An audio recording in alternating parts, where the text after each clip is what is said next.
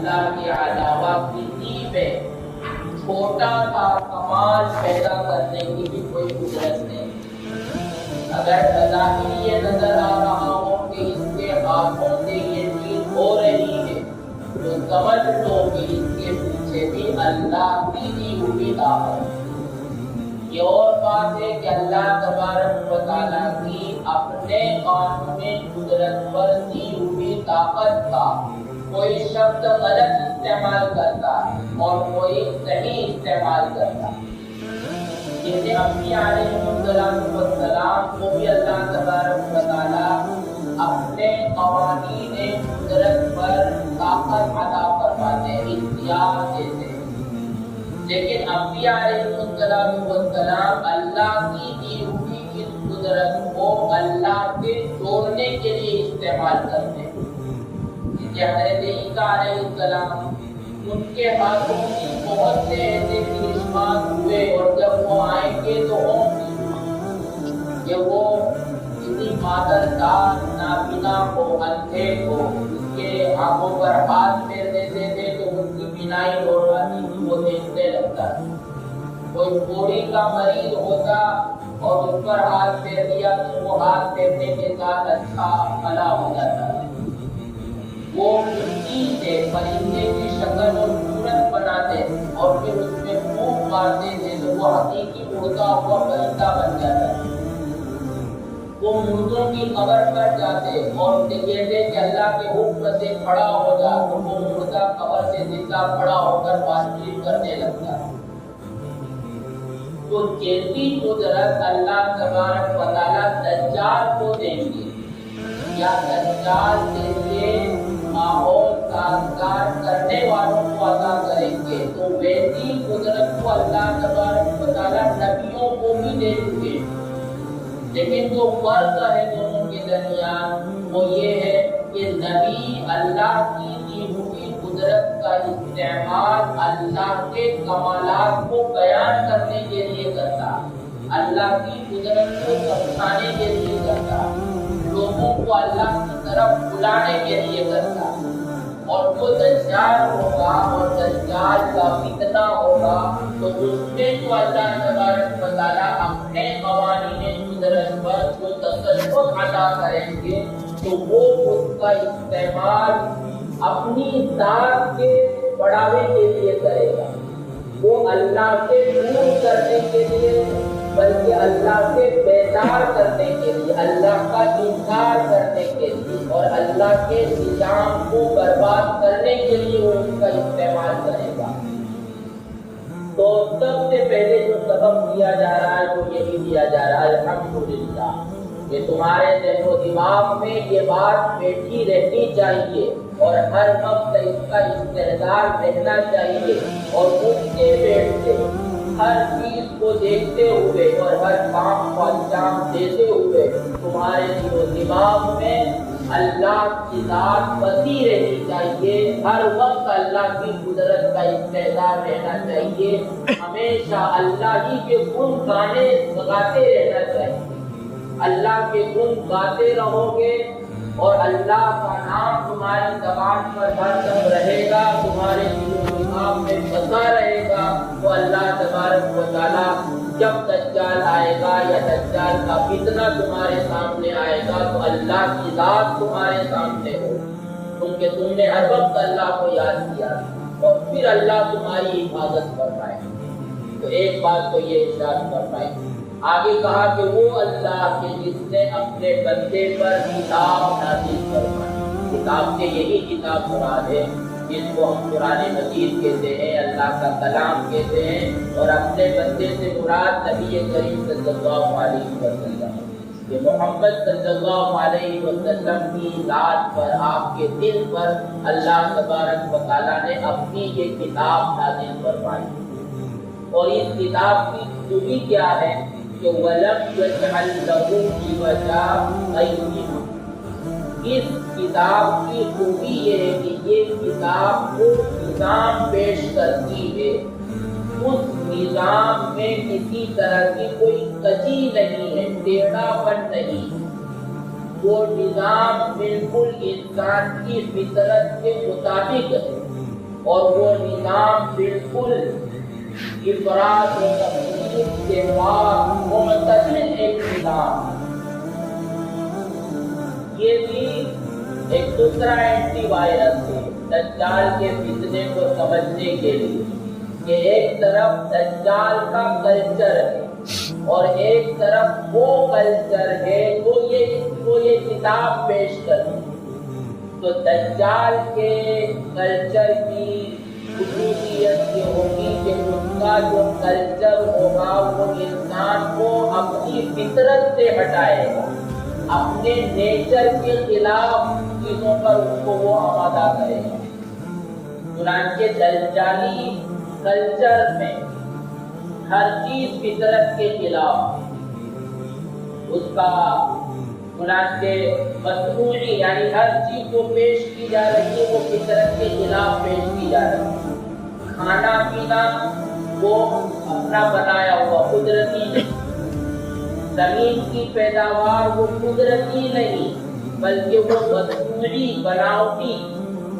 حتیٰ کہ یہ کہا جا رہا ہے کہ آج کل عام طریقے پر انسان سادہ طریقے پر پیداوار کرے تو بہت زیادہ پیداوار نہیں ہوتی، لیکن امریکہ کے دیے ہوئے بیج سے جو پیداوار کرتا ہے تو اس میں بہت زیادہ پیداوار ہوتی ہے.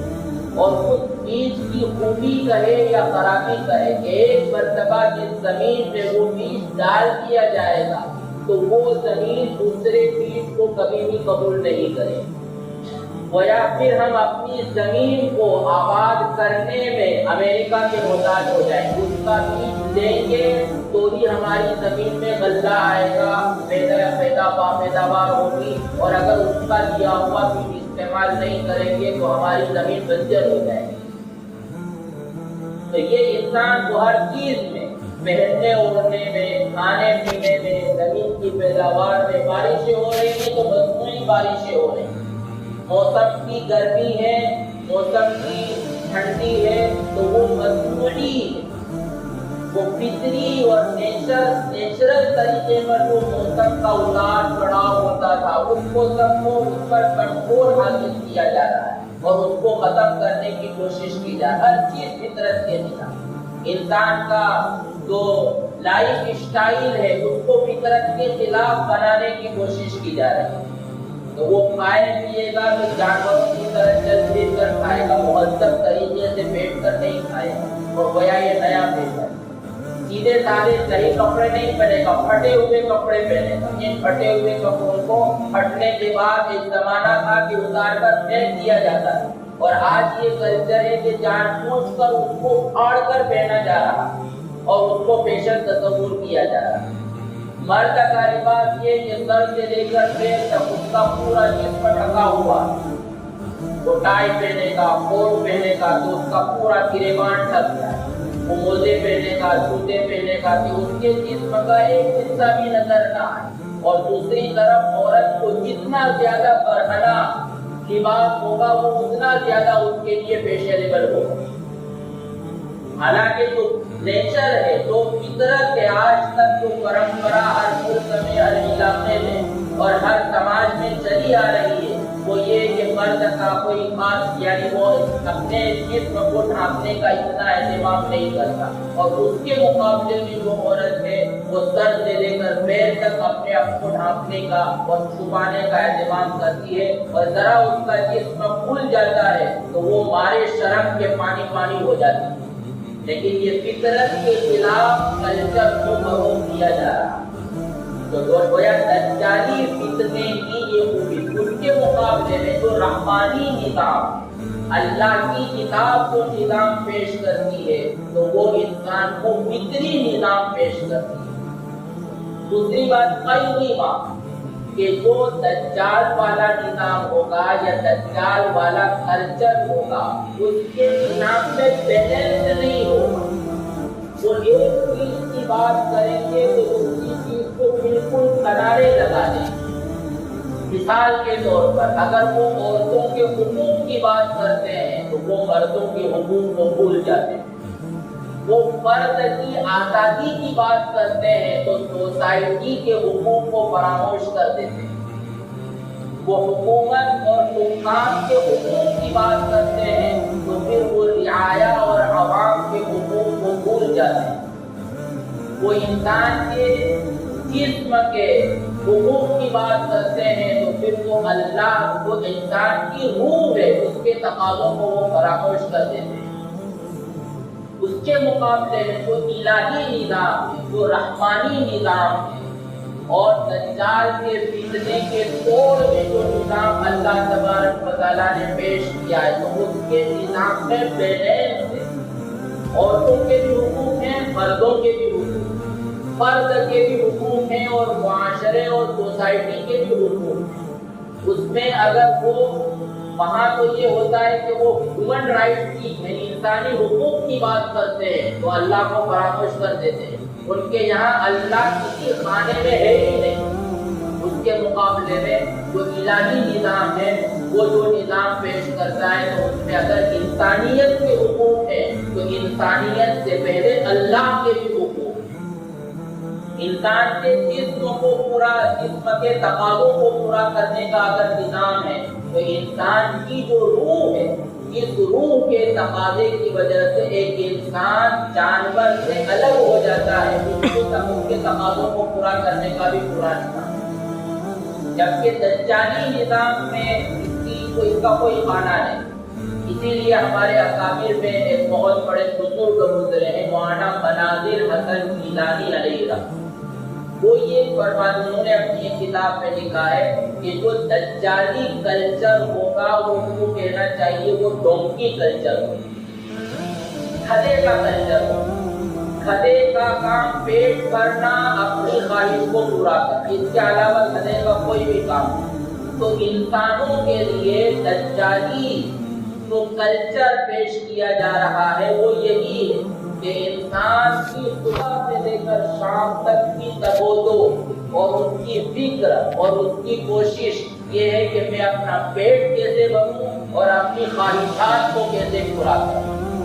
ظاہر ہے کہ اس صورت میں جانور میں اور انسان میں کوئی فرق نہیں رہ جاتا۔ فرق اسی وقت ہوگا جبکہ انسان یہ سمجھے کہ میرے جسم کے ساتھ میری روح بھی ہے، اور جیسے میرے جسم کے لیے کھانے پینے اور اس کی لذت کے لیے کچھ چیزوں کی ضرورت ہے تو روح کی بھی کچھ غذا ہے، اور روح کی جو غذا ہے وہ اللہ کی یاد ہے، وہ اللہ کے ساتھ اپنے آپ کو جوڑنا ہے، اپنے آپ کو اس کے تابع کرنا ہے۔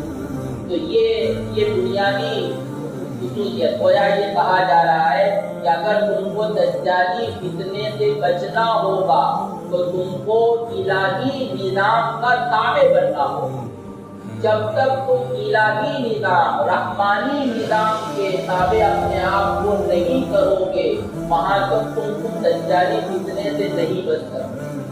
جب تک تم اس کلچر کو فالو نہیں کرو گے جو کلچر محمد صلی اللہ علیہ وسلم کی طرف سے دیا ہوا ہے وہاں تک تم دجال کے فتنے سے اس کے کلچر کو اختیار کرتے ہوئے چاہو تو بچ جاؤ تو یہ ہو نہیں سکتا کہ تم کلچر اپنے بالوں کی اسٹائل میں، اپنے پہننے اوڑھنے کی اسٹائل میں، رہنے سہنے کی اسٹائل میں اور کھانے پینے کی اسٹائل میں، کمانے کی اسٹائل میں دجالی کلچر کو فالو کرو اور پھر تم یہ چاہو کہ ہم دجال کے فتنے سے بچ جائیں گے جب دجال کا فتنہ پوری ترقی پر ہوگا تو یہ ممکن نہیں۔